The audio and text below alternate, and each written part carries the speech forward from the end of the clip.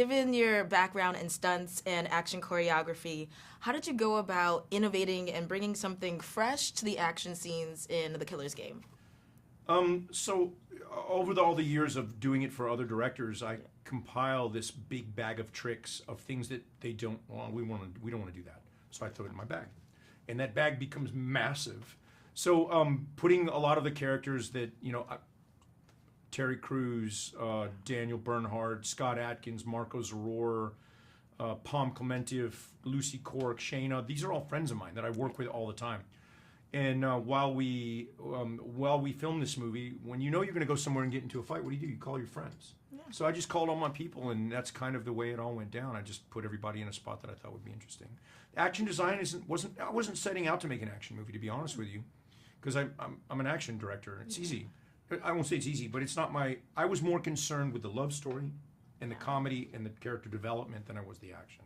Yeah, I was going to say, actually, the film has like a unique blend of action, suspense, there's a love story, there's definitely humor. So, like, how did you go about, navigating all of these elements and making sure there was the right tone throughout? Like I said, we shot the film very quickly, so we had a plan. The action was mapped out. The love kill montage. So there's a love kill montage. The movie starts in one direction, where it's a love story.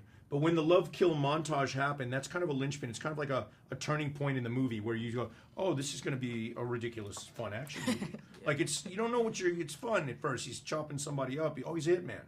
And then, he's falling in love. Then there's this love kill montage. Then you find, oh shit, he's going to die. So it was kind of keeping that through line for me. Keeping everything.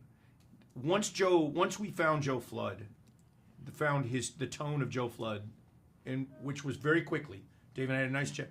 The movie just fell right into place. Oh, nice. And Ben Kingsley knew exactly what to do. He's like the Yoda. He's like the Jedi of acting. So. You had also mentioned it before, and just because this film had a lot of ridiculous fight scenes, and I mean that in the best way. So you've been in this industry a while now. Have you had some like ridiculous or over-the-top stunt ideas that producers are like, hard no? Or maybe they're like, this sounds crazy, but let's go for it. I got to shoot a wire gag on Murder Mystery 2 on the Eiffel Tower at 1,000 feet with Jennifer Aniston's double. And so I got called for that. And they were like, oh, we're going to go shoot it in Paris, and we're going to do the Eiffel Tower thing on a set piece. And I was like, what do you mean on a set piece? And they were like, well, it's on stage. And I said, why don't you just shoot it on the tower? And they were like, well, you can do that? And I was like, yeah, I mean, I could do that for sure. It's a stick of trust that stands this way, and you put another stick of trust, and you go up and down.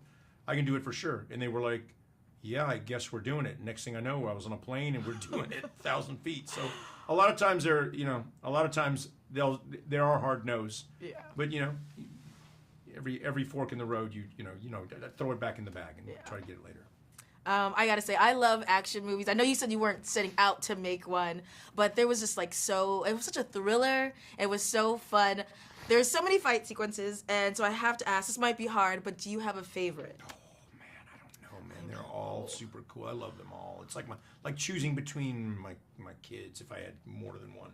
I wouldn't be able to. I love them all for their own reasons. When you shoot them, when you're shooting them, it comes down to more like, if I would have just had another day or this and that. But now looking at it all, I'm super pleased with everything we did there. Are you able to kind of improv on the sequences? I know they're practicing for months.